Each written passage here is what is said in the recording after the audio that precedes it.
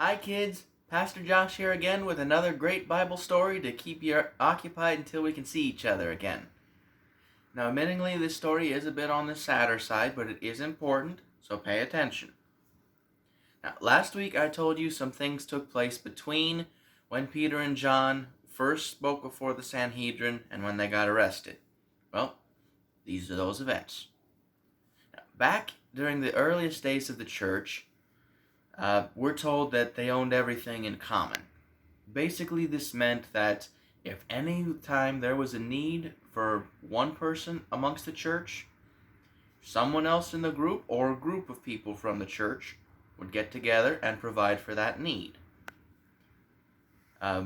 Probably one of the biggest examples of this, though, was a man named Barnabas. Now, he wasn't a man in need. He was actually pretty well off. He owned land. But he sold a field that he owned, and then after he got the money for that sale, he gave every last coin to the church. And that would have been a lot of money. And a lot of people looked up to Barnabas because he had done this. But there were others within the church that looked at what Barnabas had done and said, "How can I get respect like that?" I mean, they thought the quickest way to do that was to do the same thing he did, or at least make it look like they did the same thing he did. That's where the main characters in today's story comes in. Ananias and Sapphira, a married couple. They too owned land. They had a field that they could sell. But they talked it over and decided, yeah, we'll go ahead and sell our field, but let's keep some of the money for ourselves and just give some of it to the church. But we'll tell everybody that we gave everything from the sale, just like Barnabas did. Then people will start looking at us like they look at him. You should probably start to smell the bad idea that this is at this point, kids. This idea stinks. But that's what they do. They sell the field, separate the monies for some for themselves and the rest for the church, and then Ananias goes and delivers it directly to Peter and the apostles.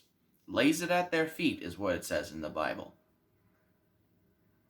But no sooner is that money at Peter's feet than he knows that Ananias is lying.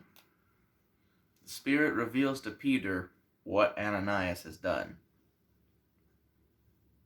And Peter says to him, "Why have you done this, Ananias? The money was yours to do with as you pleased. But this isn't just men you're lying to. You are lying to God Himself by saying you have given the full price to His church.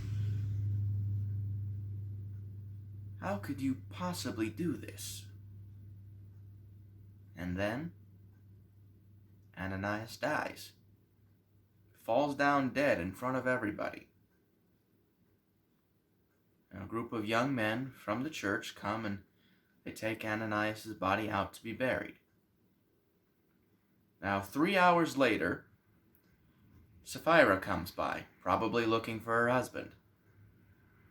When she's there, Peter takes her aside and asks, "Sapphira, your husband brought some money to us earlier, and he said that this was the full amount of money that he had been given for a field that you sold. Is that true?" And Sapphira, who had helped Ananias come up with the idea, said, "Oh yes, of course, that's everything we got from selling that field." "Not again," Peter says.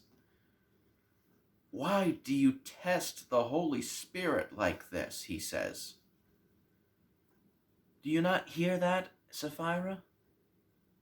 That's the sound of the men who buried your husband coming back. And now, because you too have lied to the Holy Spirit, they will have to bury you as well. And just like Ananias, Sapphira falls down dead, and she's also taken out to be buried. Word of this quickly spread amongst the church. You don't mess with the power of God, with the power of the Holy Spirit.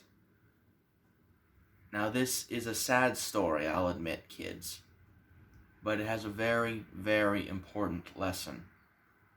Be honest. Now, I'm not saying that you're going to end up dying for telling a lie like Ananias and Sapphira did. But the fact of the matter is, honesty is very important to God. One of his 10 commandments, his 10 rules that he wants everyone to live by, is do not lie. And so when Ananias and Sapphira, they try to make themselves important in God's church by going against his commandments, God has to make an example of them so others don't try the same bad stuff. And the thing is, kids, lying does kill. It kills trust. It kills people's ability to believe you. If you get caught in a lie, everybody ends up hurt. Fact is, even when you don't get caught in a lie, everybody ends up hurt. So next time you think about lying, for whatever reason, think about Ananias and Sapphira and ask, is that really what God would want?